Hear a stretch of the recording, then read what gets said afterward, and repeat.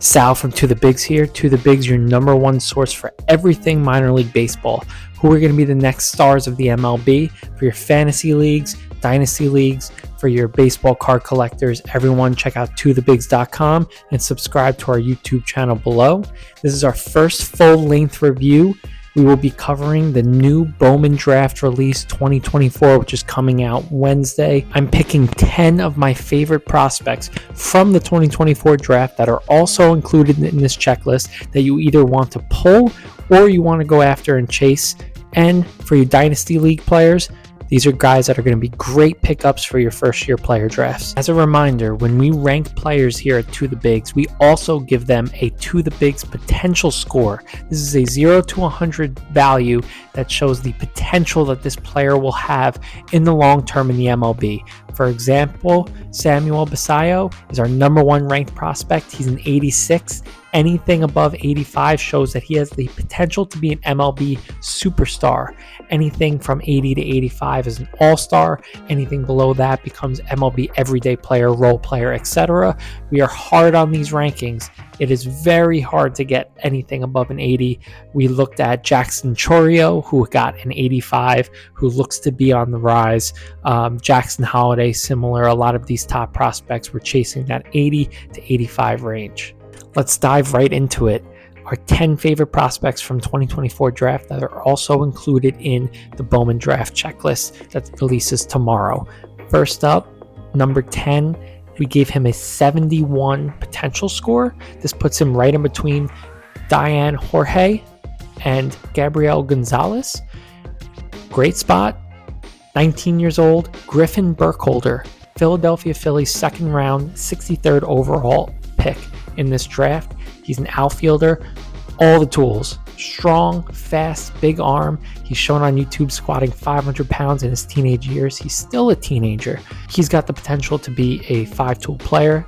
The only question is his hit tool, and that's the only reason why he's number 10 on this list. We like guys who could hit. We know that they could hit and then develop that power in the long run. He's got the plus power. He's the fastest kid in the draft. Let's see if he can actually hit in his pro debut. But I like him better than a guy that was taken way earlier in the first round. Konnor Griffin, number 9, coming in with 1 point better on the To The Bigs potential score scale with a 72. He falls in between Joxson Garcia and Ryan Clifford. And this is Cincinnati Reds second round pick, Tyson Lewis. He was taken 12 picks before Griffin. He's an 18-year-old prep school kid out of Nebraska. He was the Gatorade Player of the Year at shortstop, hitting .496, .579, .912 with 8 homers, 41 RBI, and 31 stolen bases. He is a hitter, opposite of Griffin. We know the hit tool's there. It should develop nicely as he gets comfortable at the plate in his pro debut. The problem is that the power's not there yet, but again, we don't mind that. We'd like to see the hit tool and then see the gradual increase in power. We'll see how the Reds handle him with the influx of shortstop and second baseman in their organization right now. Number 8, another high upside shortstop prep school kid, except this one was taken 8 spots earlier than Tyson Lewis, and that is Caleb Bonemer for the Chicago White Sox. And the White Sox desperately need to increase the value and depth in their organization. They may have one here. At the Perfect Game National, Caleb hit 2 homers and had 2 105-mile-per-hour barrels. That is super impressive. He wowed, except at other showcases, he kind of disappointed, which is why he fell to the second round. Scouts originally said he was the fastest in the high school class. Griffin Burkholder showed statistically that he is, but nonetheless, a very fast, high upside shortstop, ranked second nationally at the position, 6th overall in the high school draft class. So the White Sox have someone super interesting. He comes in at a 72 To The Big score as well, and he falls in between the same 2, Garcia and Clifford, as fellow draftee and position Tyson Lewis, guy that we mentioned alongside Griffin Burkholder. Very similar tools, except taken top 10 overall. This is Konnor Griffin, Pittsburgh Pirates outfielder, taken number 9. The highest potential on this list. The problem is that I'm not buying into the hit tool yet. He's got a pretty big, powerful righty swing, and that doesn't always translate The Pittsburgh Pirates have to do something that they generally don't do well, and that's develop good hitting talent. So we'll see. However, he has a huge righty swing. He is projected to be a 30-30 guy. He's fast as well. We have to see his pro debut. We have to see what the Pirates can do with that big, hefty righty swing that scares me a little bit. But let's see, because he does have the potential to be the best player in this draft. We're giving him a 74 potential score, and we're putting him in between two Red Sox, Blaze Jordan, who I love, and Marcelo Meyer. Next up, how about two Phillies on this list? The first one was Griffin Burkholder, and how about another Philadelphia outfielder, except this one was taken late in the first round, and that's Dante Nori, first round, 27th overall outfielder, 20 years old. The difference between him and Griffin is that extra year and a half has made him a much more seasoned, comfortable hitter at the plate. He's got a very quick lefty swing, which is why he consistently puts the bat to the ball, which I love. The Phillies assistant GM called him an advanced bat with good tools. He hit .477 with 20 RBI and 52 stolen bases in his Mr. Baseball senior season at Michigan. Like I said, I love the fact that he's a seasoned hitter, that he's got a great hit tool. We'll take that with the power developing over a guy with raw power and a hit tool that needs work. Dante Nori is super exciting. Keep an eye out for him. Again, they have an influx of outfield talent that will be competing at that level. Also, don't be surprised if the Phillies trade Justin Crawford this offseason. As much as we love him, they drafted two outfielders who both have some pretty high ceilings. We're giving Dante Nori a 74 potential score right alongside Konnor Griffin, except we're putting him a little higher in between Drew Jones and Enrique Bradfield Jr. Next up, this guy was featured on our two hottest hitters in the league in August write-up for tothebigs.com. You can check it out in the description below. This is Los Angeles Angels outfielder Christian Moore. He had his pro debut already. He was taken 8th overall. The reason why is because he's a more seasoned hitter. He's 22 years old, and man, did he wow in his pro debut. He hit 6 homers in 6 straight games for single A and got called up to double A fairly quickly. 347, 400, 584 across 110 plate appearances with those 6 homers and 20 RBI. There's only one problem, makes me a little nervous. He strikes out a ton, and he's got to get that K rate down. It's likely due to his long swing, but it's very powerful. He struck out almost 28% of the time in double A once he got his promotion, but I think that the Angels can fix that. I think they can work on making his swing a little quicker. And what I love about it is that it's not his approach. He sees almost 3.75 pitches per at bat, which is solid. And he hits the ball to all parts of the field, so he's not pulling for power. He is dead even from left, center to right. So I like some of these advanced metrics. Let's keep an eye on him to see if that K rate can go down as they work on his approach. I wouldn't be surprised to see him spend a whole nother year in double A.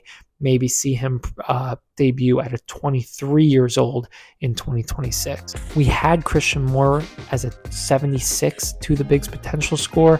I'm going to drop him down 1 point just because I saw him see that 28% strikeout rate. So I'm going to give him a 75 here. And that's putting him from like the Harry Ford range down to Ethan Salas and Emmanuel Rodriguez. Still very high upside for this guy. I think he's going to get that K rate under control, but we want to see that in double A. Next up is probably the most major league ready hitter in the entire draft. Baseball America says they can only see him maybe spending a year in the minors before debuting in the pros.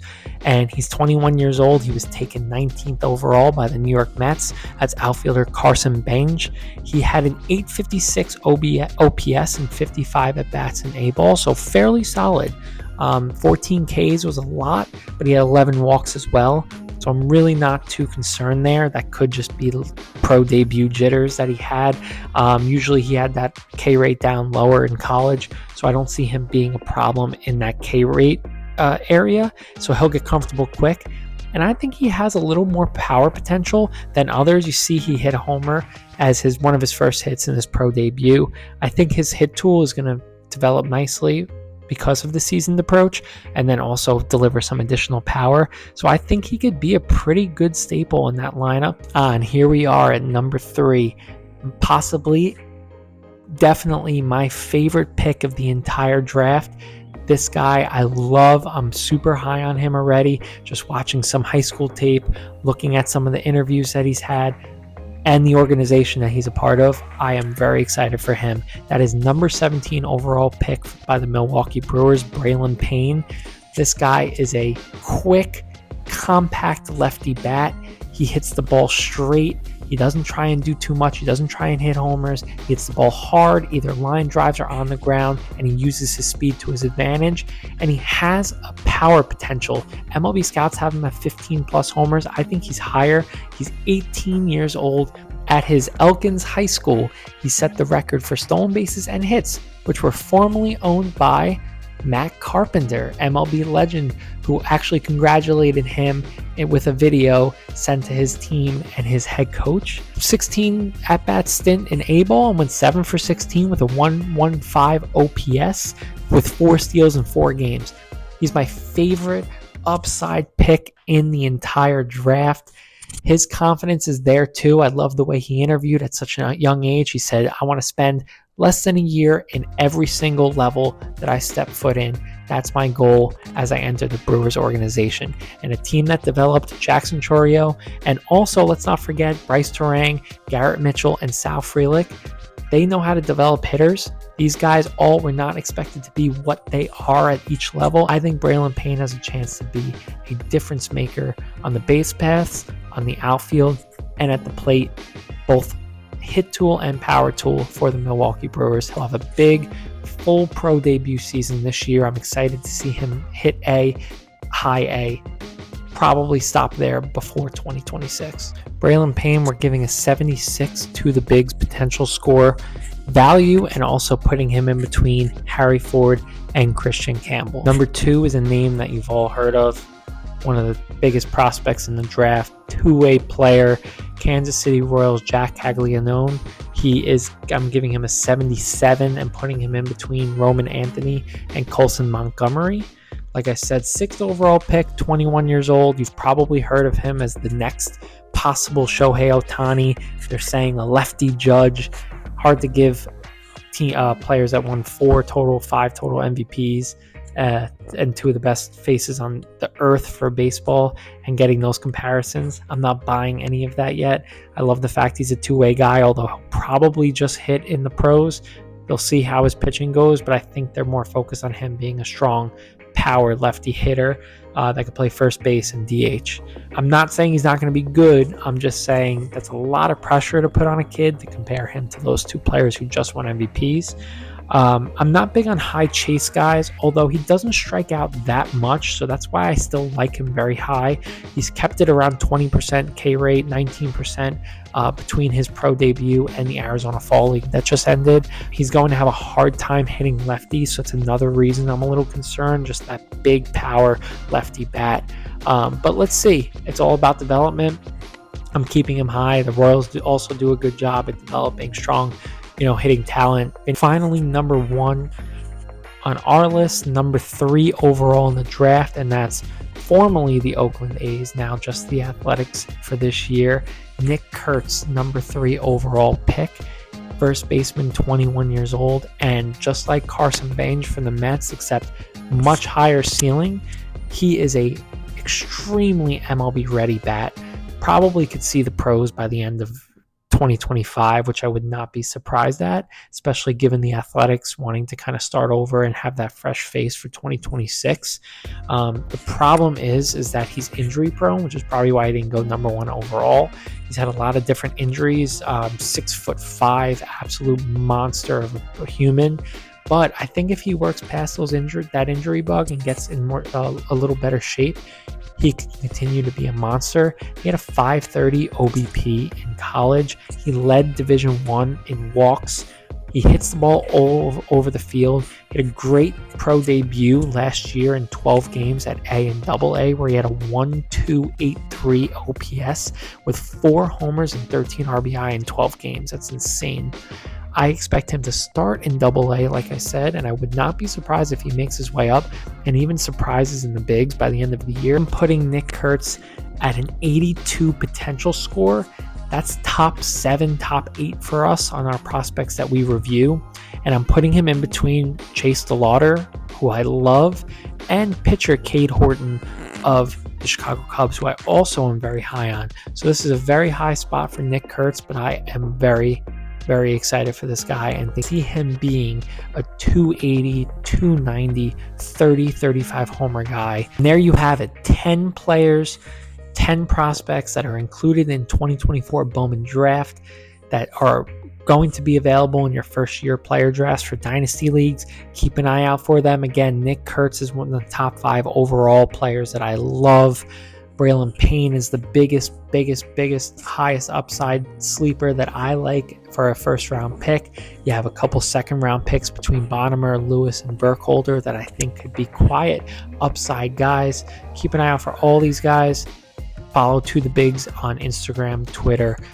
Subscribe to our YouTube channel and check out our website where you can see all of our rankings and all of our write-ups, especially as we get into the new year and the new season going into spring training, where you're going to want to see where all of these prospects end up.